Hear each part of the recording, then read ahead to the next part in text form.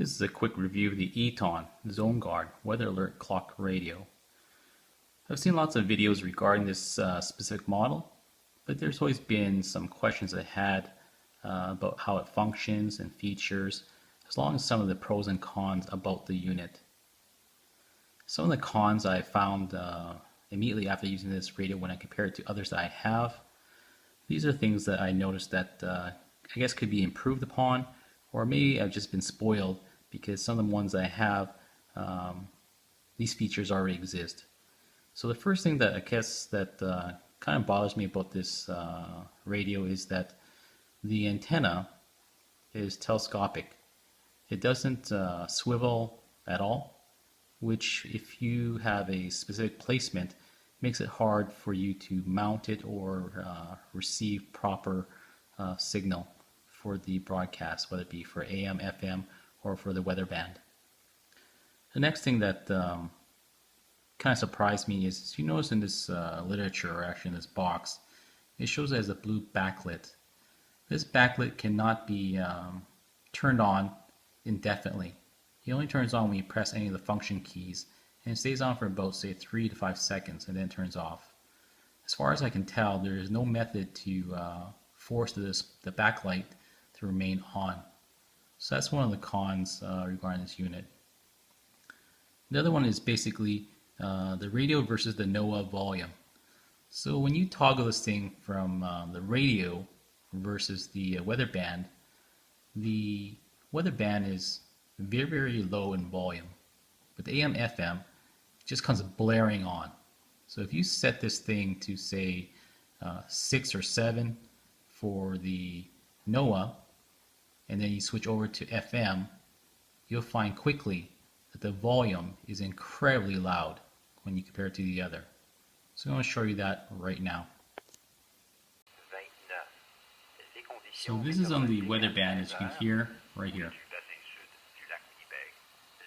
Now I'm going to toggle this to AM FM.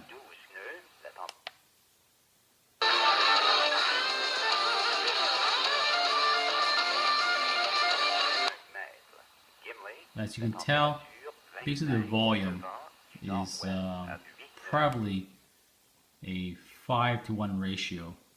So you have to make sure when you set this radio for the weather band, it's set appropriately. Because if you set it really low, where it's reasonable for the listening to the AM FM, which is usually really low, it's usually around saying of say 2 to 4 for, I would say, pretty decent volume. It's pretty loud.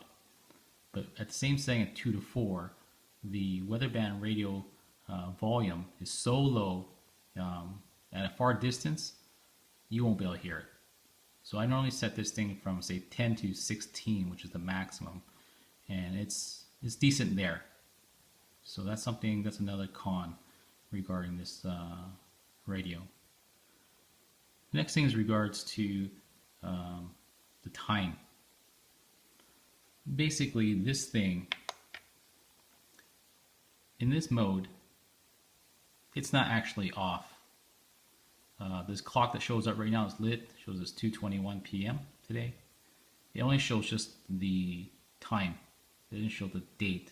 So whether it be Thursday the 25th of 2016, it just shows you the basic time, AM, PM. So that's another, I guess, con. Because I guess all the units I have, maybe, like I said, I've been spoiled. And they all have that. It shows the day of the week, the date, and the year. This model doesn't do that. The next problem I see on here is, for whatever reason, if you were to look closely, at the top right here and below right here, at the very top it shows something that says called RDS something.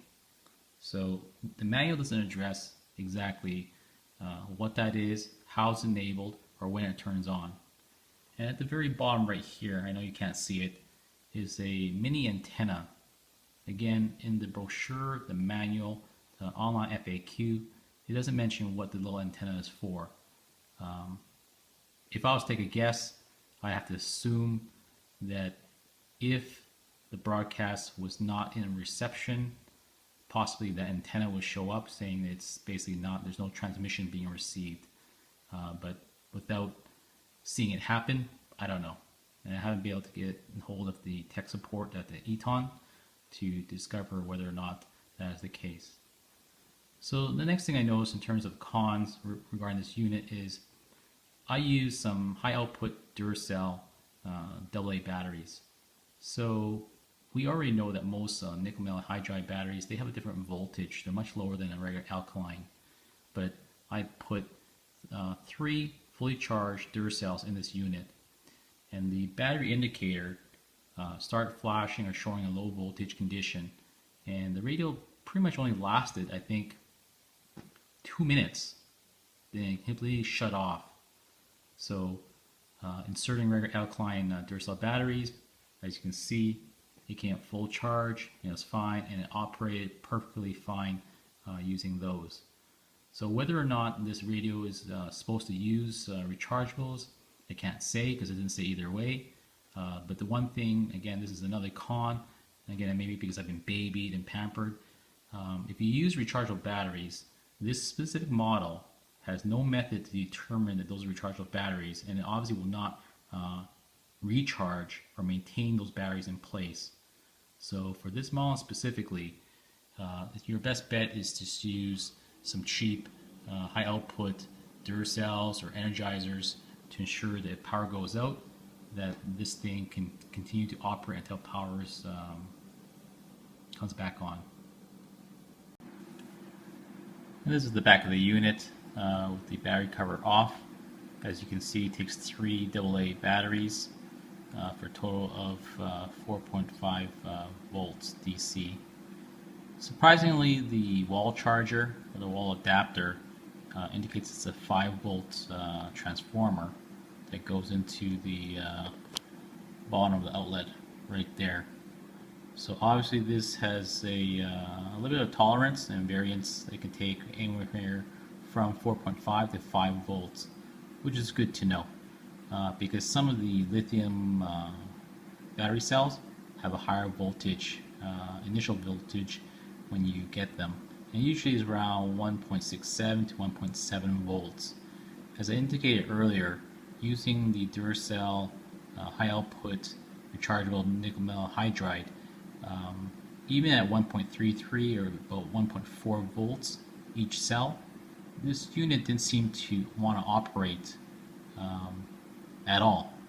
It simply worked for about 2-3 minutes, flashed the battery indicator, then shut down. So I'm going to try with some other rechargeable batteries and see if I get the same results. But for now, we're going to use some standard Duracell alkaline batteries and go from there.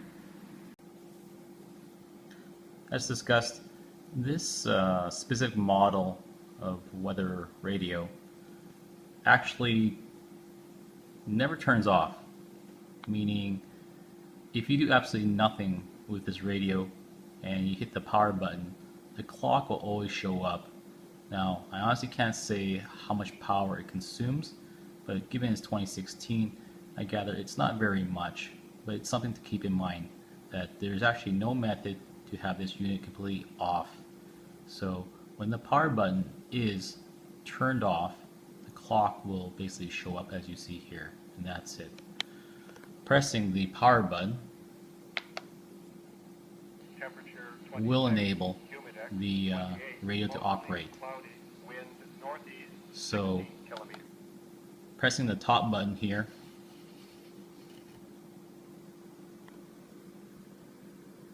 the very top button basically puts the radio into a standby mode. So if there's any type of alerts or emergencies, etc., it'll come out of the basically, I guess, the pause, or it'll resume, and then the alert will come on. So pressing any of the buttons below, basically, this puts the weather radio into standby mode. This basically enables the weather band. Here is basically the AM/FM mode. And the last button is basically the memory key. This model basically has 6 presets. You can program 6 FM and 6 AM on here. This button here obviously can toggle to turn on the alarm, and I believe it has 2 alarms that you can set on here. So I've set one already. Below here is basically a snooze. Pressing this button once, well, I guess we'll put it into snooze for 5 minutes, and then the alarm will go off again, and it'll just keep cycling. As you keep pressing this button, if you add another 5 minutes, etc. The bottom button right here is basically if there's ever an alert, when you press this, it basically turns off the siren, and then you can watch the scrolling message that happens across on there. On the other side is basically just a volume up and down. It goes from basically, let's take a look, from 0 all the way, that's off. Humidity 40%, Carmen 25. So that brings it all the way down to 0, which has no sound. 53%, Gretna 26. Wind northeast 20 kilometers per hour. Relative humidity 61%. Pinawa 25. Wind west-northwest 10 kilometers per hour. Relative humidity. So again, as you see here, pressing the top button here brings the unit into a standby, and it's basically ready for an alert message to occur. So on this specific unit also, and you can see it better here, when it's plugged into AC power, there's a little outlet plug there, just to the left of the battery compartment. So overall, I like this radio. It's the form, the design. It's super thin.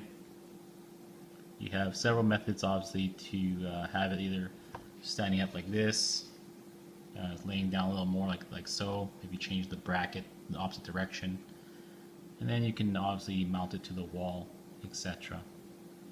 So for my use case, I plan on just having it sitting on a table stand, and that should be good for that.